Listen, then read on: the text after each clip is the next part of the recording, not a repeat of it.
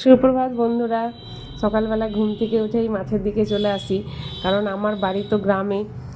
সামনে হচ্ছে কি মাঠ, আমার বাড়ি থেকে জমি খুব একটা দূরে না। তা প্রত্যেক দিনের সবজি প্রত্যেক দিনই জমি থেকে তুলে নিয়ে যাওয়া হয়। সকালে হাঁটতে বেরোই যখন, তখনই একটা হাতে ব্যাগ নিয়ে বেরিয়ে যাই, যেটা যেটা দরকার তুলে নিয়ে আবার বাড়ি চলে আসি। শহরের লোকেরা কী করে ঘুম থেকে উঠে বাজারের দিকে যায়, আর আমরা গ্রামের মানুষরা ঘুম থেকে উঠে মাঠে চলে আসি। তাই দেখুন, যা যা দরকার আমার সবজি 2-4টে করে তুলে নিব, তারপরে আবার বাড়ি চলে যাব। সকালবেলায় তো আর বেশিক্ষণ মাঠে থাকা যাবে না।